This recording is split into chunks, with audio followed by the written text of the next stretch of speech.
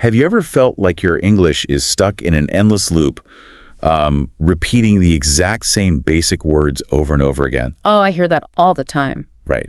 What if you could sound completely fluent just by changing how you listen and, like, swapping out a few words? Yeah, that changes everything. Are you ready to unlock the secret language codes native speakers use every single day without even realizing it? It's such a phenomenal question. I mean, it captures exactly what we call the intermediate plateau in linguistics. So many learners hit this invisible wall where they can communicate well enough to survive, but they don't feel like themselves. Exactly. They don't feel like they're truly expressing their personality. They feel trapped in a smaller version of themselves. Yeah, and that's exactly what we're fixing today. Today, we are going to learn the ultimate framework for achieving English fluency.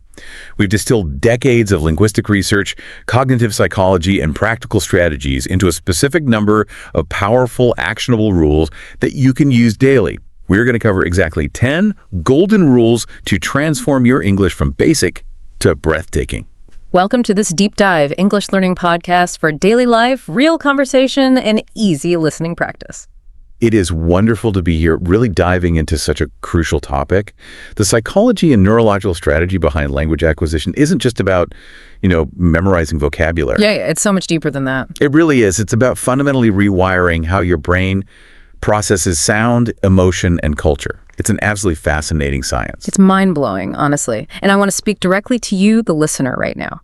This deep dive is crafted specifically for you. Whether you're a B2 level learner preparing for a major international meeting and you need that professional edge, a C1 student aiming for absolute perfection, or just someone insanely curious about mastering the nuances of English, we are talking directly to you. And if I can add a layer of motivation right at the start here, fluency is not some rare genetic gift that only a lucky few possess. There's no such thing as a language gene. Thank goodness for that. Right. Fluency is a daily habit. It's a physiological process built through small, consistent actions that literally change the physical structure of your neural pathways.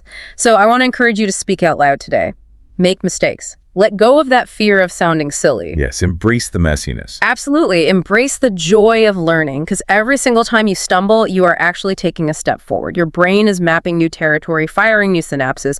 So engage with us, talk back to us during the interactive moments later on, and really own your learning process. I absolutely love that. Let the mistakes happen. Yeah. But before we get to the advanced vocabulary and the complex idioms, you need to know the one king of all language learning rules. Everything else is built on top of this. Can you guess what it is? Let's unpack this. What's fascinating here is that to truly understand this king rule, we have to look away from textbooks. Throw them out. Right, throw them out and look directly at human biology. The foundational rule of fluency is simply this: listen, listen, listen. It sounds almost too simple. It does, but it's believed by some of the most prominent language educators, including the renowned Anthony Kelleher, that to master a language, we have to closely observe how babies learn. Think about it. Okay, I'm thinking about babies. For the entire first year of their lives, babies do absolutely nothing but listen. They don't study grammar trees, they don't take multiple choice tests, and they certainly don't worry about sounding silly. No, they just make weird noises. Exactly. They just absorb massive amounts of audio input. So they're like little biological recording devices, just taking it all in, processing the raw data of sound before they ever attempt to actually produce it. Precisely. And what they are absorbing isn't just vocabulary. Long before they recognize a single word, they are absorbing the sound patterns, the rhythm, the musicality, and most importantly, the intonation of their native language. They are mapping frequencies. Oh, wait, let's pause right there and really dig into this, because intonation is a brilliant concept. It's massive. If you're a C1 student aiming for perfection, understanding intonation is the difference between sounding like a highly proficient foreigner and sounding native. It really is the ultimate marker of advanced fluency. Intonation is a fantastic C1 level noun. Put simply, it's the rise and fall of the voice when you're speaking. It is the melody of the language. Like the musical notes of speaking. Right. English is a heavily stress-timed language, meaning we use pitch and rhythm to convey actual meaning, not just grammar. If you speak with a completely flat voice, like a robot, you have no intonation. Native speakers will actually struggle to understand your emotional intent, even if your grammar is flawless. Let's give that some context, because I think people underestimate how much power intonation holds. Let me give you a real-life example sentence. Go for it. Imagine someone says, "I didn't say he stole the money." Depending on the intonation, like which word you emphasize, the meaning changes entirely. If I say, "I didn't say he stole the money," the intonation on "I" implies someone else said it. Right, the blame shifts. But if I say, "I didn't say he stole the money," the rising intonation on "stole" implies maybe he borrowed it or found it. It's the exact same grammar, but the intonation changes the reality of the sentence. Beautifully explained, and that right there is exactly why listening is king. You cannot learn that kind of emotional nuance from a textbook. You really can't. Textbooks are flat. Exactly. A textbook can't teach you sarcasm or hesitation or genuine excitement. You have to hear it. As adults, we get impatient, We often try to skip this massive listening phase and go straight to speaking because we want tangible results. I want to feel like we're doing something. Right. But our brains still require that massive amount of audio input, what linguists call comprehensible input, to subconsciously map that natural rhythm. But let me push back a little here, or rather advocate for our listeners. Sure. Obviously, as adults with jobs and mortgages and families, we don't have a full year to just lie in a crib, stare at the ceiling, and listen to native speakers before we have to go to work. We have to accelerate this. You're absolutely right, and that brings us to a highly useful B2 phrasal verb speed up. Because we already have the cognitive framework of our first language, we can strategically speed up this process immensely. Oh, speed up. That's a fantastic, highly practical phrasal verb. It really is. It simply means to make a process happen faster, to accelerate it. For example, in a business context, you might say, "We need to speed up the manufacturing process if we want to meet the Q3 deadline." Perfect example. Or in our current context, you could say, "Surrounding yourself with English audiobooks every single day will drastically speed up your journey to fluency." Exactly. And the way we speed up the process today is something generations of learners didn't have. We can turn our smartphones into incredibly powerful, personalized immersion environments. Yeah, we have the internet in our pockets. Right. You don't need to pack up your life and live in London or New York to get this input.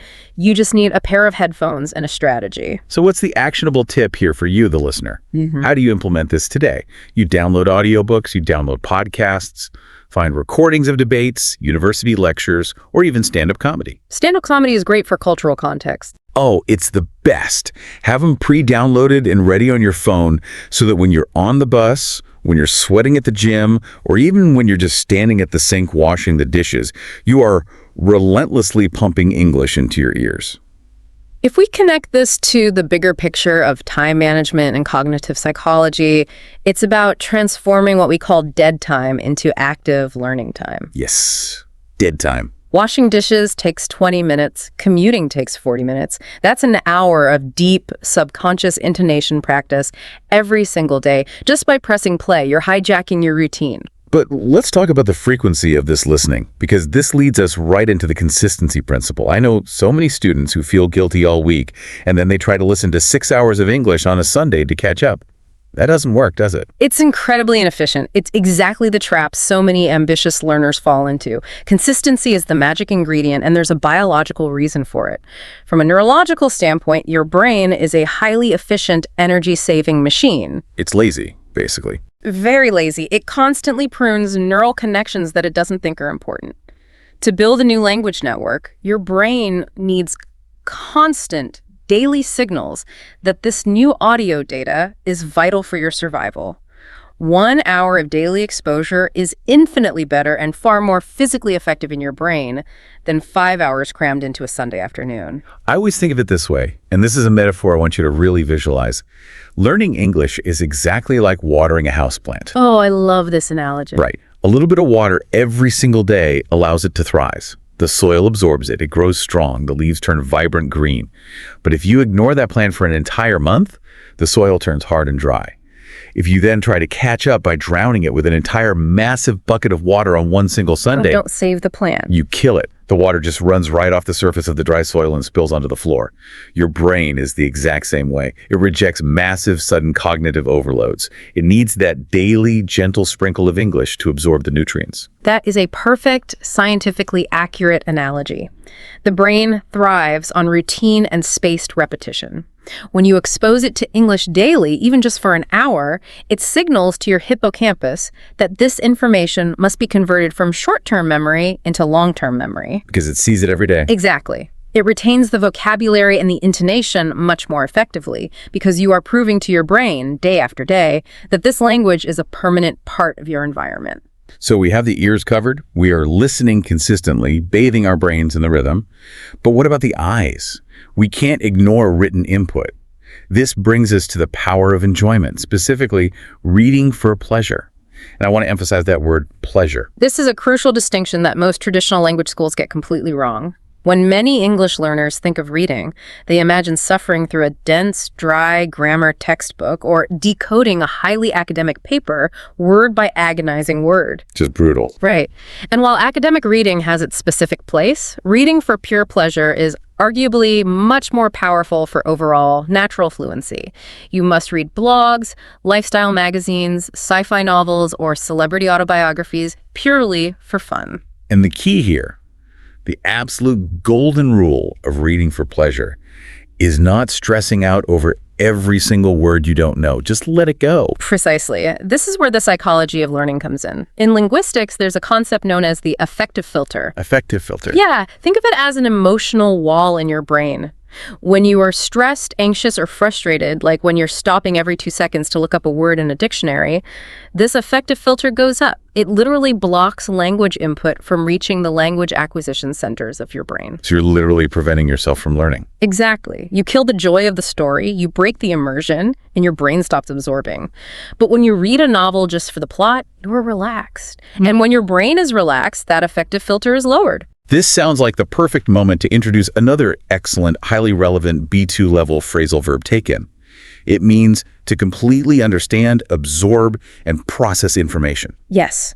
When you are relaxed and enjoying a story, your brain bypasses that anxiety barrier and naturally takes in much more vocabulary from the context alone. Let me give you an example sentence to solidify that. Imagine you're at a museum and you say, "The tour guide was speaking so fast it was hard to take in all the historical facts." Great example. Or, applying it directly to our listeners right now, when you are engrossed in a thrilling detective novel, your brain naturally takes in complex grammar structures without you even trying.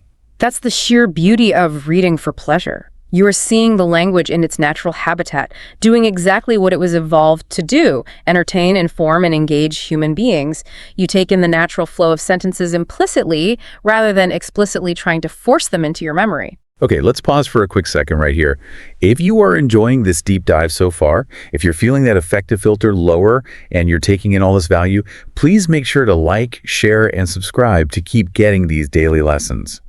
Your support is what helps us keep researching and bringing you these deep dives. It really does. And from a psychological standpoint, staying connected and subscribing means you're setting up your environment to keep up that daily consistency we were just talking about. You're building your habit. Exactly. So let's do a quick recap. Now your ears and eyes are absorbing English correctly. You're listening to the rhythm daily, and you're reading gripping stories for fun. You have the input phase locked down. Right. But what happens when you have to produce? What happens when you open your mouth in a meeting and the same old boring basic words come tumbling out? Here's where it gets really interesting. This is the critical transition to the production side of language. Input is listening and reading. Output is speaking and writing. And you're completely right. A very common plateau for B2 learners is the heavy reliance on what we call crutch words. Crutch words. I love that term. Like a physical crutch you lean on when you have a broken leg. Exactly. These are words we lean on linguistically because they're safe. We know they won't fail us, but they keep us from running. The classic example I hear constantly is the word beautiful. Oh, yes. Beautiful is everywhere. It's not a bad word, but it becomes a catch-all. It's a beautiful painting. Paris is a beautiful city. Your beautiful eyes. We had a beautiful dinner.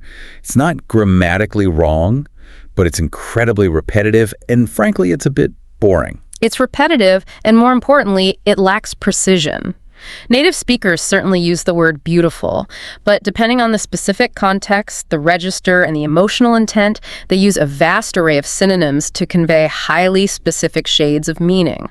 And this leads us to the strength of simplicity, the synonym swap rule. The synonym swap rule.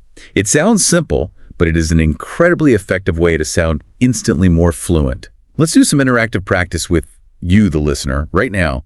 We are going to apply the synonym swap rule live. Let's take that exhausted, overused word beautiful and upgrade it. We will act as your personal thesaurus today. A thesaurus being a dictionary of synonyms, of course.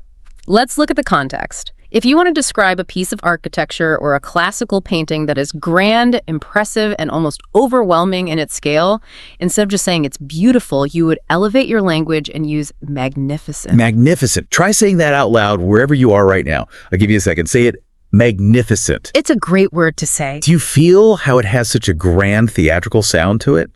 The root of the word comes from the Latin magnus, meaning great. The vaulted ceiling of the cathedral was absolutely magnificent. It carries weight. Now, let's shift the context. What if you are complimenting a person, or perhaps a highly fashionable outfit? Instead of just beautiful, which can feel a bit generic, you could use gorgeous. It conveys a striking, rich, very physical type of beauty. Your daughter looked absolutely gorgeous in her wedding dress. See how much more emotional power that has. It paints a brighter picture. What about a landscape or a city? Instead of falling back on Paris is a beautiful city, what could we swap in? I would highly suggest stunning. The etymology, the root of this word, is fascinating. It literally implies that something is so beautiful it stuns you. Like a physical shock. Yes, it acts like a physical blow that temporarily freezes you with awe. You are left speechless. The panoramic view of the skyline from the balcony was truly stunning. Stunning. I love the physical implication of that. And finally, what about something smaller? Something with a lot of character, but maybe not grand or overwhelming, like a little neighborhood cafe or someone's specific mannerisms. For that intimate scale, charming is the perfect C1 level swap. It means pleasant and attractive, but specifically in a quaint, endearing, or highly unique way. It has personality. I use charming all the time. It's a great word. While walking in Rome, we found this charming little bookstore hidden down a cobblestone side street. Or, applied to a person, he has an amazingly charming smile. It implies warmth. So look at what we just did there. We swapped one boring, safe crutch word for 4 vivid, precise alternatives. Magnificent for grandeur, gorgeous for striking physical beauty, stunning for awe-inspiring sights, and charming for intimate character. Your spoken English just leveled up instantly. And the crucial step here is to consciously put this into practice in your daily life, which brings up an excellent, highly professional C1 level verb implement. Yes, implement. It means to put a plan, a system, or a decision into active physical effect. It's the bridge between theory and reality. It's not just thinking about an idea, it's actually doing it. Exactly. It's a word you'll hear constantly in corporate and academic environments. A great example sentence would be, the board of directors plans to implement the new cybersecurity protocols next month. Or, as a direct challenge for you, the learner, you can implement this synonym swap rule today. I challenge you to implement it today. Find one word you know you say way too much. Maybe it's good or nice or happy. And find 3 precise synonyms. Now, this naturally leads us to the next psychological strategy for increasing your word power, the 5-word technique. This is a highly systematic, scientifically backed approach to vocabulary expansion. The process is brilliantly simple, yet rigorous enough to defeat the brain's natural tendency to forget new information. First, you choose exactly 5 words daily that you genuinely want to learn. Second, you find short, simple definitions for them. Keep it simple. Right. Do not use overly complex academic dictionary definitions that use words you also don't know. Find a definition that is easily digestible. Okay, I'm following so far. Pick 5, keep the definition simple. Third, and this is where the cognitive science really kicks in, you write 5 true, personally meaningful sentences using these words. Not abstract sentences you copy from the internet. Sentences about your actual life, your family, your specific job, your dog. And fourth, you read them aloud for 10 minutes every single day. Okay, let's unpack this because I have to push back a little here on behalf of anyone who has ever tried to memorize a vocabulary list. Go ahead. Memorizing 5 words every single day, that's 35 words a week. Right. Over 150 words a month. Knowing how the human memory works, isn't that going to lead to severe cognitive overload? Yes, Until my brain would just crash and I'd forget Monday's words by Thursday. That is a highly valid concern, and it highlights a very common misunderstanding of how this specific technique operates. You are not adding 5 brand new words every single day to an ever-growing, infinite, impossible list. Okay. Yeah, that would indeed cause cognitive overload and trigger that effective filter of anxiety we discussed earlier. Oh, thank goodness, because I was already feeling stressed just thinking about it. So how does the system actually function? You keep a rotating, fixed list of exactly 5 words. That's your active inventory. You review those exact same 5 words daily. You only replace a word when you feel completely 100% comfortable using it spontaneously in a natural conversation. So it graduates. Exactly. When a word is truly mastered, when it feels like a native part of your vocabulary, it comes off the active list of 5, and it graduates onto a master list that you only review occasionally. Then, and only then, do you bring a single new word into your active list to fill the empty slot. I see. So it's a bottleneck system. Yeah. On Tuesday, my list of 5 might be exactly the same as my list on Monday, because I haven't fully absorbed any of them yet. Exactly. It's entirely about depth, not speed. And going back to step 3, writing those personal true sentences, this is what cements them in your long-term memory. The brain's hippocampus, which handles memory consolidation, prioritizes information that is relevant to its own survival and personal identity. So if it's about me, I remember it? Yes. If you write a sentence about your mother or your childhood using a new vocabulary word, you tag that word with personal emotion. You are far more likely to retain it than if you write a sterile sentence about a fictional character. So what does this all mean for your journey? It means quality over quantity always wins. We've fixed your vocabulary input and given you a scientifically sound strategy for adopting new words.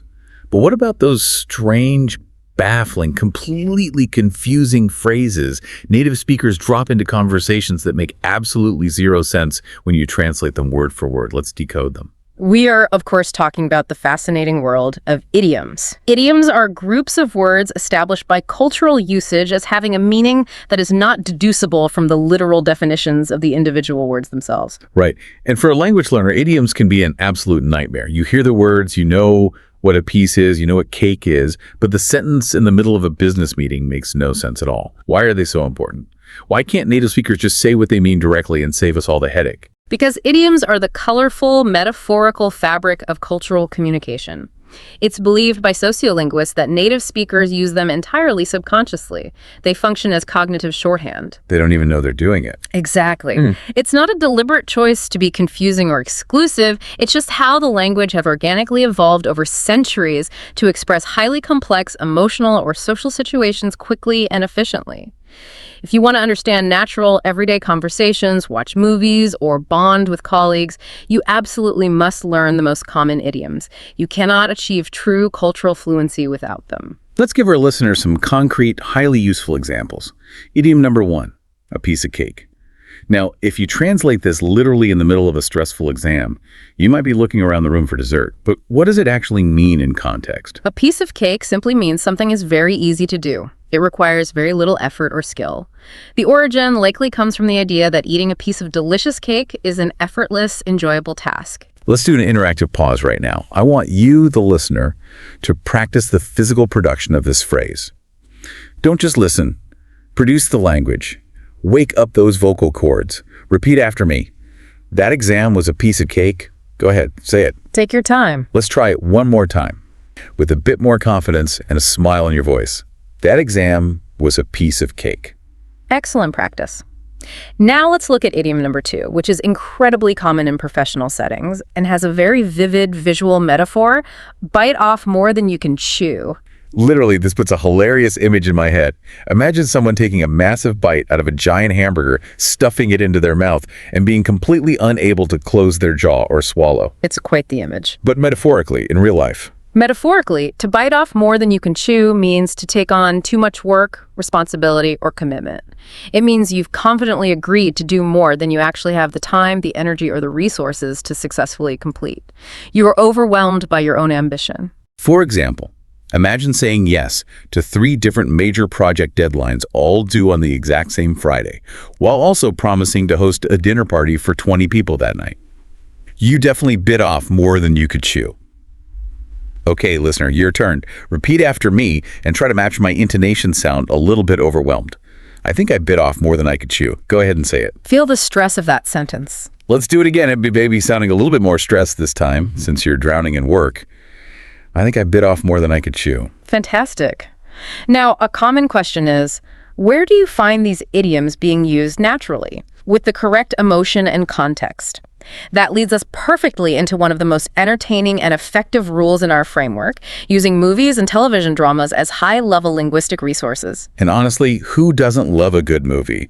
But let's be clear, we aren't just talking about sitting back on the couch with a bowl of popcorn, turning on the subtitles in your native language and falling asleep. No, that's passive entertainment. Right. We are talking about using them strategically for active learning. I absolutely love the concept of using a movie script as a living dictionary. It's a phenomenal concept that bridges the gap between text and reality. When you look up a word or an idiom in a traditional paper dictionary, you get cold, isolated text. It's sterile. But when you study a movie script, you get the entire socio-linguistic context. You get the human element. So here is the exact strategy I want you to try. Go online, you can find almost anything for free, and download the actual script for an English language movie you already know and love. Do not try to tackle the whole 2-hour movie script at once. That's way too much cognitive load. Exactly. Take just a 10 to 20-minute chunk of a specific scene. Print it out on physical paper. Take a pen and highlight the vocabulary, the idioms, of phrasal verbs you don't know. Learn what they mean on paper first. Deconstruct the text. And then the magic happens. You go to the movie and you watch that specific 10 to 20 minute scene repeatedly. Because you've already studied the script and looked up the vocabulary, your brain is no longer struggling to understand the basic plot. That cognitive burden is lifted. Instead, your brain is entirely free to observe how the actors deliver the lines. This is exactly where it becomes a living dictionary. You see precisely how emotion, the physical context, the facial micro-expressions, and the body language utterly change or enhance the meaning of a word. You hear that crucial intonation we talked about in the very beginning. Intonation is everything. It really is. You suddenly realize that a simple phrase like, "oh, great," can mean, "I am so incredibly happy about this." Or, with a heavy sigh, a drop in pitch, and an eye roll, it can mean, "this is an absolute disaster." The text is identical, but the paralinguistics, the nonverbal cues, tell the real story. Exactly. It provides the deep cultural and sociolinguistic context that a flat textbook simply cannot provide. Our brains have mirror neurons that fire when we observe human emotion. By watching these scenes, you are absorbing the culture, the timing, and the humor alongside the raw vocabulary. It's so incredibly powerful. But we have to address the elephant in the room here. The thing that strikes fear into the hearts of learners everywhere. Let me guess. Grammar. Grammar. People generally hate studying grammar. It feels like doing complex math equations using words.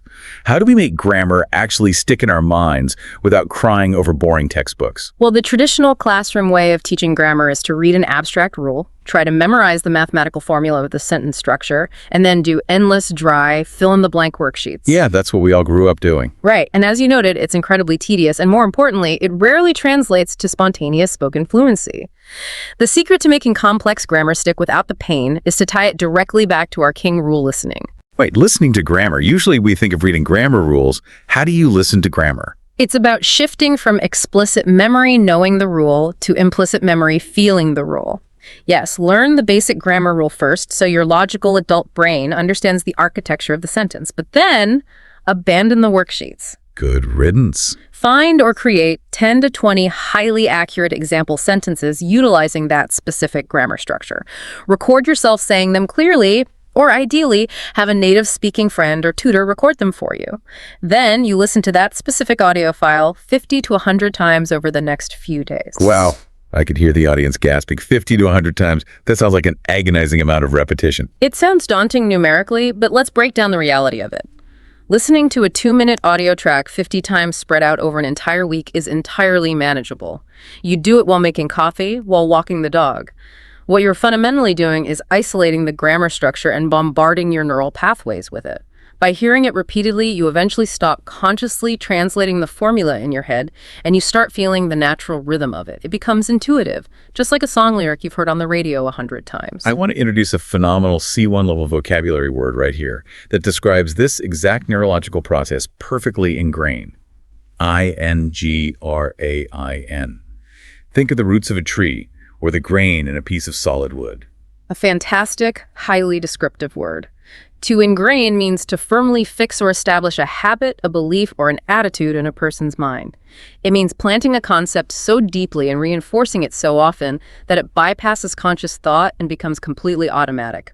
Let me give you an example sentence to show how it's used. Her parents tried to ingrain good manners and politeness in her from a very young age.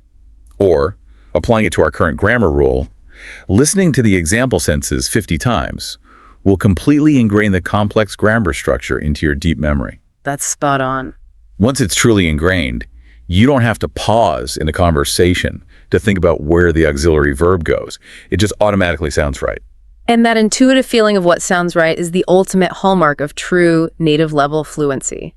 You successfully transition from consciously calculating sentences like math problems to subconsciously communicating ideas. Let's put this natural communication into practice right now with an interactive role-play exercise.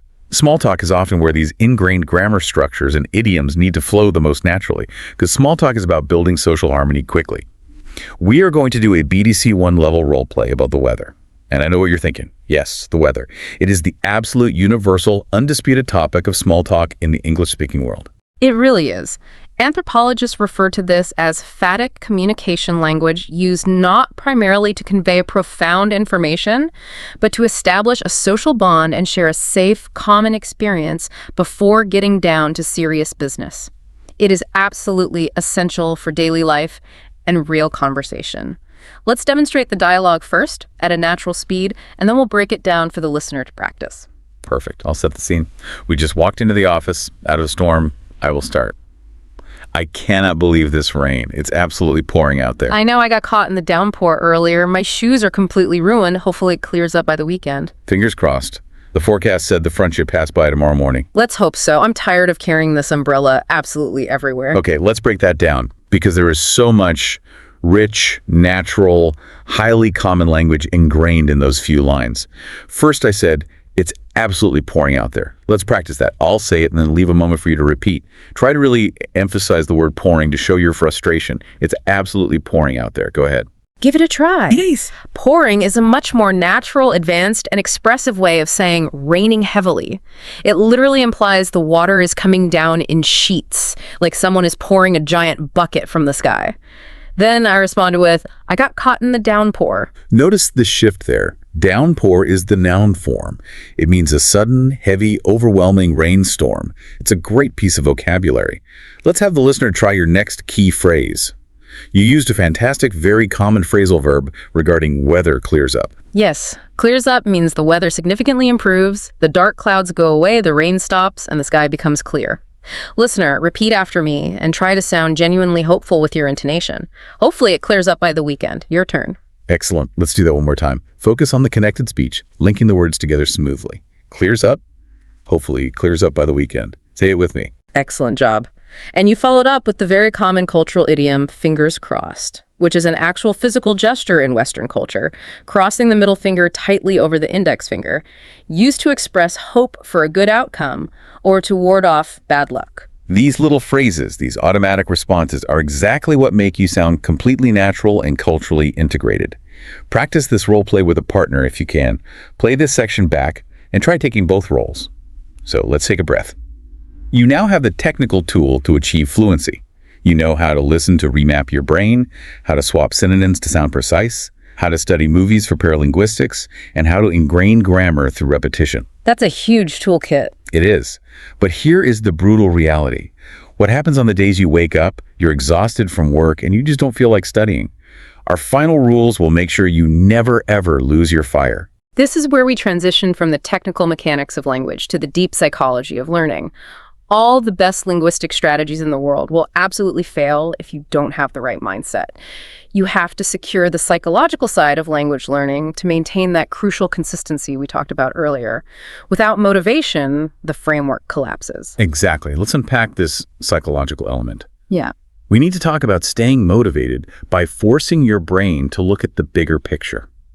Because let's be honest, when you're tired after a 9-hour day at the office, just the thought of opening an English notebook or listening to a grammar drill can feel physically exhausting. And that happens because in that moment of fatigue, your brain loses sight of the long-term reward. It only sees the short-term effort. To maintain intrinsic motivation, you have to constantly, deliberately remind your brain why the effort is worth the energy expenditure. Why are you dedicating hundreds of hours to learning English? It is rarely just to pass an academic test. It's usually intimately tied to a deeply personal, life-changing goal. Right. Are you learning it because you want a promotion that will change your family's financial trajectory? Are you learning it to travel the world confidently without the anxiety of getting lost? Are you trying to immigrate to a new country and build a new life? The actionable psychological step here is to make those abstract, cloudy goals highly concrete and visible. Take a physical piece of paper right now or open a dedicated note on your phone and write the heading, "What benefits will I receive?" Underneath that, do not just write vague things like better job. Your brain won't respond to that. Write highly specific outcomes. A senior management job where I feel confident leading international meetings. A salary increase of 20% that pays for my children's education. And take it a step further by engaging your visual cortex. We are highly visual creatures. Go on Google Images. If your goal is to travel to London, find a beautiful, high-resolution picture of the London skyline. If it's a specific dream job at a tech company, find a picture of that company's headquarters. If it's financial freedom, literally find a picture of the house you want to buy. Put these pictures physically next to your written list. What you're doing is programming your reticular activating system, a network of neurons in your brainstem that filters information. Read the specific, highly visual list every single morning when you wake up. It grounds your daily, sometimes tedious effort in a tangible, exciting future reality. It builds a real, visceral hunger for learning. I want to pause on that specific word you used, hunger, because normally we use hunger in a literal sense to mean our stomach is empty and we need food to survive. But here we are using it metaphorically, and it's a powerful usage. Yes, used as a metaphor, hunger means a fierce, driving desire or craving for something intangible. You could have a hunger for knowledge, a hunger for massive success, a hunger for adventure. It implies a need so strong it feels almost biological. Exactly. After seeing the gorgeous travel photos of New Zealand, she developed a real hunger to master the language. When you review your vivid goals every single morning, you generate that psychological hunger. You want the success so badly that studying for 20 minutes no longer feels like a chore. It feels like an exciting stepping stone. And we also have to acknowledge the other side of motivation. Sometimes motivation comes from a positive desire, but often it comes from a desire to avoid pain. Specifically, the pain of social isolation. This brings up a very useful, emotionally charged B2 phrasal verb, left out. Left out. It means to not be included in an activity, a conversation, or a social group. It's the feeling of being on the outside looking in. And neurologically, it's a terrible feeling. Studies show that social exclusion actually triggers the same pain centers in the brain as physical injury. Wow, really? Yeah. If you're sitting in an international meeting or at a dinner party and everyone is laughing uproariously at a joke in English that you simply didn't understand because of a missed idiom, you feel intensely left out. Let's give a clear example sentence of how to use this phrase. He felt completely left out when all his colleagues went to the pub for lunch without inviting him. Or, to speak directly to our listeners' goals, mastering these advanced English rules ensures that you will never feel left out of a global conversation again. That innate human desire to belong, to connect, to not be left out is a massive, incredibly powerful driver of that hunger we just talked about. It absolutely is the ultimate driver. And the incredible, unprecedented news for learners today is that feeding that hunger has never been easier, more accessible, or cheaper. From a historical perspective, we are living in an English learner's paradise due to the sheer abundance of free digital resources. This is a major point that we take for granted. You do not need to pack up your entire life, leave your family, and move to the US, the UK, or Australia to become perfectly fluent. The modern internet has essentially brought the full immersion environment directly into your living room. Think about it. Just a few decades ago, if you wanted to hear authentic native English, you had to buy expensive shortwave radios or import costly cassette tapes or hire incredibly expensive private tutors. Today, right now, there are millions of free articles, high-definition documentaries, podcasts like this Deep Dive, interactive forums, and AI pronunciation tools available instantly in your pocket. But hold on, let me play devil's advocate and push back here. Okay. With millions of free articles, thousands of apps, and endless videos, isn't that immense abundance actually a problem? How do we avoid getting completely lost in the noise? I see students downloading 20 different language apps, subscribing to 50 different YouTube channels, and then they end up scrolling on their phones for 2 hours without actually studying or retaining a single thing. It causes massive decision fatigue. That is an incredibly astute observation, and it's one of the biggest pitfalls of modern learning. Abundance without discipline leads directly to paralysis. The psychological solution to this digital overwhelm is curating your environment. You must become a ruthless, highly selective editor of your own learning resources. Curating, I like that word. Like a museum director who has 10,000 paintings in the basement, but chooses only the absolute best 10 paintings for the public exhibition. Exactly that. Do not try to use every shiny new app or watch every charismatic teacher on the internet. Pick a very small handful of trusted, high-quality sources that perfectly match your specific learning style and your goals. Perhaps select one podcast for your daily listening practice, like this deep dive, one high-quality news site for your reading, and one dedicated physical notebook for your 5 daily words. And then stick to them religiously. Deep, sustained consistency with one excellent resource is neurologically far superior to sporadically jumping between 100 average ones, hoping for a magic shortcut. Build your own little high-quality English bubble and guard it fiercely against distractions. I absolutely love that philosophy. Well, we have covered an immense, truly foundational amount of ground today, from the king rule of absorbing input to the psychology of maintaining motivation to decoding the cultural mysteries of idioms and ingraining grammar. It really is a comprehensive, scientifically grounded framework. If a learner takes these concepts and implements even half of what we deeply discussed today, their progress over the next 6 months will be absolutely undeniable. And as promised at the very beginning of the show, here is your highly actionable bonus tip for the day. Are you ready for this? It's a little unconventional, but it works wonders. Talk to yourself in English in the mirror. I love this one. I know. It sounds a little crazy. Your family or your roommates might hear you and think you've lost your mind. But narrating your daily actions out loud to yourself physically removes the immense social pressure of talking to a native speaker. When you are alone in the bathroom brushing your teeth, look yourself in the eye in the mirror and say, I am brushing my teeth right now. Today, I am going to have a fantastic, highly productive meeting. What this does is build immense physical confidence in producing the English sounds with your mouth without the paralyzing anxiety of being judged by another human being. It lowers that affective filter to 0. It is a fantastic, highly practical bridge between knowing the language internally and producing it externally. It physically warms up the vocal cords and primes the language centers of the brain simultaneously. It's essentially a safe rehearsal space for fluency. So I challenge you to try it tonight. Now, before we go, we have some vital action items for you to cement what you've learned. If you are truly committed to your language journey, if you felt that deep hunger activated today, I want you to go down to the comment box right now and write this exact phrase. I am consistent. Type it out right now. Claim that identity. I am consistent. It serves as a powerful public declaration of your intent, which psychologists say dramatically increases your chances of actually following through. Exactly. Also, to prove to yourself that you truly took in today's deep lesson, here is your mini quiz. Write down one key vocabulary word and one idiom that we explained today in the comments, but you must include your own original example sentence. Show us you have mastered the context. We absolutely love reading through the comments and seeing how creatively you apply the vocabulary to your own unique lives and professions. Write your general feedback in the comments as well, and explicitly tell me which kind of topic do you want for the next video. We designed these deep dives specifically for you to solve your problems, so let us know exactly what you need us to decode next. We're listening to you. And hey, if you found massive value in this and you like this video, hype it up. Hit the like, share, and subscribe buttons. It signals to the algorithm that this is valuable, it helps the channel grow, and it helps other ambitious learners around the world find this community. And listen closely to this. If you want to read an amazing, beautifully written article about English nuances, go to the description box right now. I have provided a special link there. If you subscribe just once through that link, you will receive a free, high-quality article delivered straight to your email for free every single time we publish.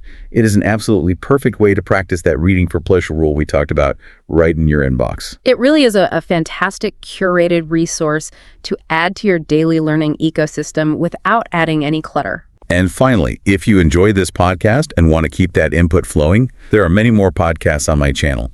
Go check them out and binge watch your favorites. Surround yourself with the language, build that immersive bubble, and speed up your journey. As we officially wrap up, I want to leave you with one final provocative thought to ponder over your next cup of coffee. We discussed consistency, the power of environment, and the psychology of motivation. Wow. So I ask you, if you honestly only have 1 hour a day to dedicate to English, how will you rearrange your physical and digital environment starting tomorrow morning to make English an absolutely unavoidable, joyful part of your daily life?